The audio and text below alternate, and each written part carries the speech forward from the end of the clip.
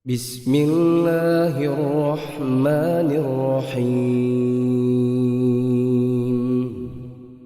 Safdah TV. Assalamualaikum warahmatullahi wabarakatuh. Alhamdulillah.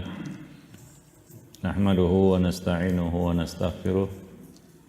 Wa na'udzu billahi min syururi anfusina wa sayyiati a'malina may yahdihillahu fala mudhillalah wa may yudlil fala hadiyalah. Asyhadu an la ilaha illallah wahdahu la syarikalah wa asyhadu anna Muhammadan abduhu wa rasuluh.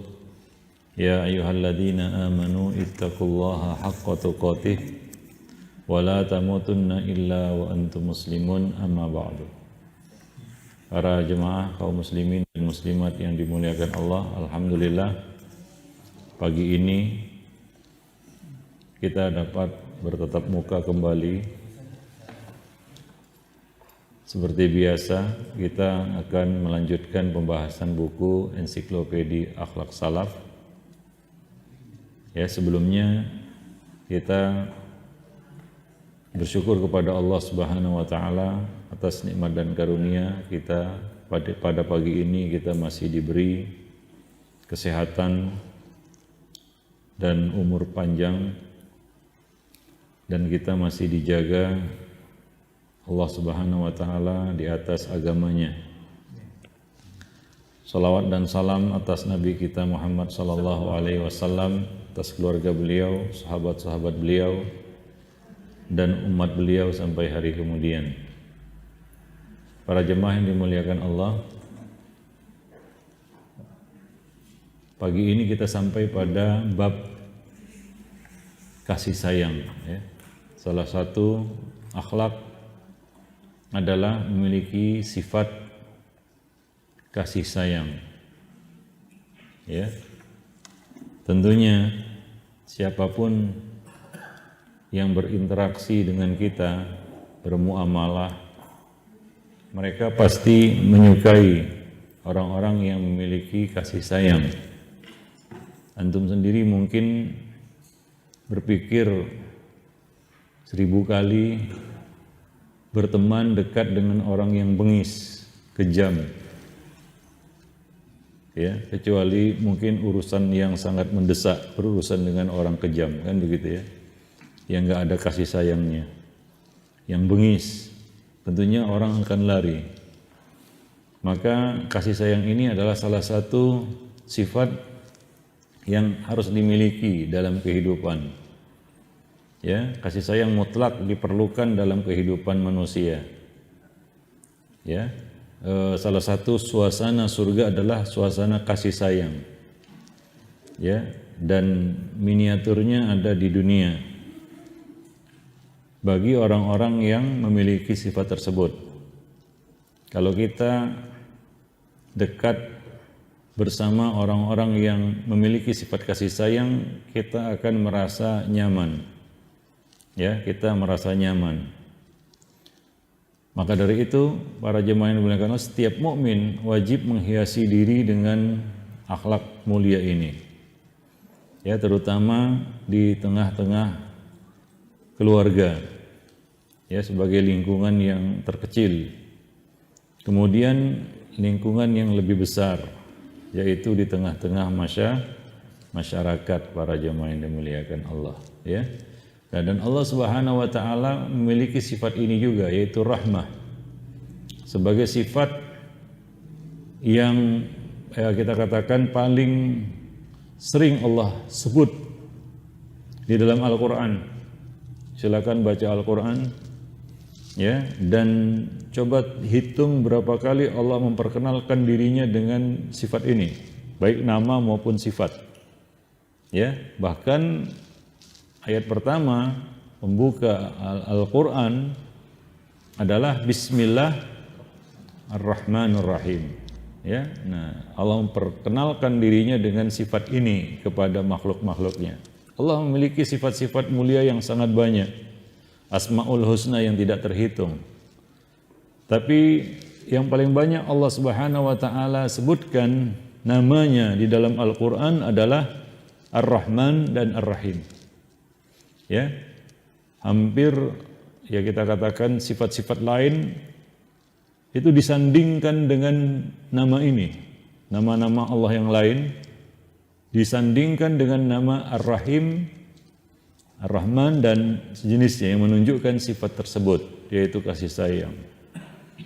Ya, jadi ini adalah sifat yang paling banyak Allah sebut dan paling banyak Allah Subhanahu wa taala cantumkan di dalam kitabnya.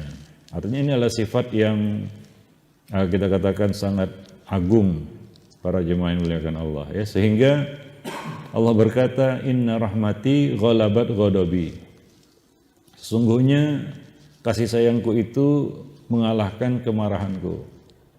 Ya, rahmati, rahmatku, kasih sayangku mengalahkan, mendahului kemarahanku. Ya, Allah punya sifat ghadab, iya. Tapi Allah lebih mengedepankan kasih sayang daripada ghadab. Ya, kita juga punya sifat ghadab, kan begitu ya. Marah. Siapa yang enggak punya amarah? Enggak ada. Karena amarah itu menempel pada hawa nafsu. Ada beberapa sifat yang memang manusia perlu.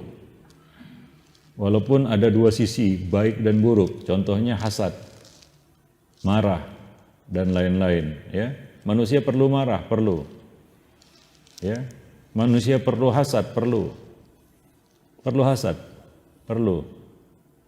Di bab apa? Di dalam berlomba-lomba dalam kebaikan. Maka kita ingin menjadi seperti si fulan, ya, dalam hal kebaikan. Nah, ini namanya hasad yang positif. Nah, jadi hasad itu menempel pada hawa nafsu. Demikian pula sifat amarah. Ya, mungkin di sorga nanti kita nggak perlu marah-marah sama siapapun, kepada siapapun.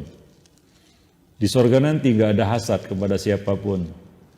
Ya, nah, tapi di dunia itu pasti ada, para jemaah yang dimuliakan Allah. Akan tetapi Allah Subhanahu wa taala di dunia memperlakukan hambanya dengan kasih sayang.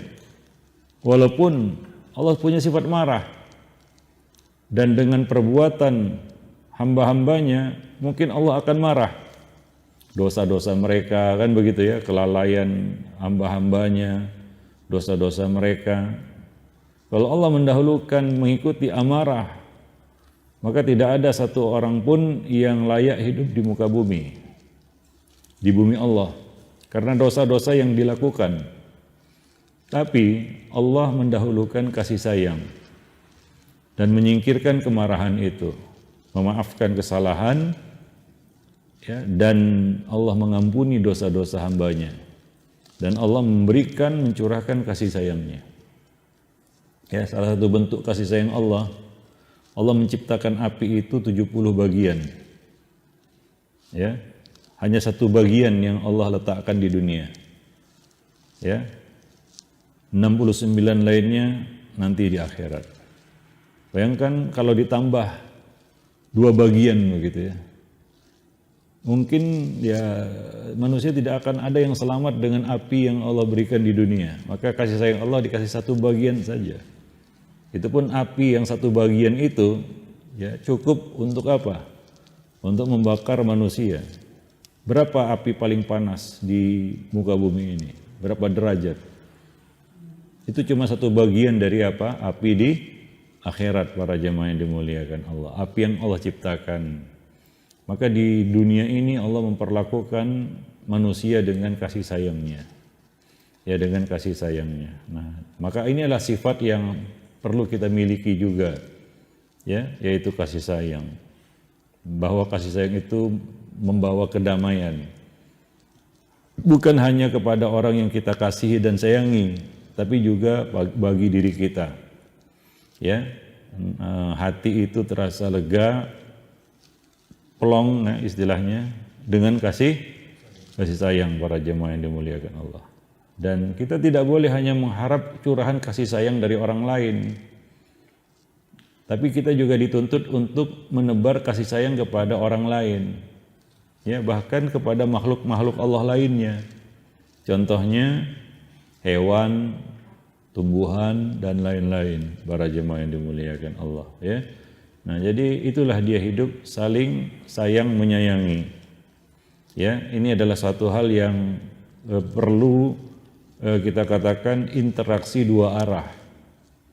Ya, kita perlu kasih sayang orang lain dan orang lain juga perlu kasih sayang kita. Artinya saling di sini ya, saling sayang menyayangi.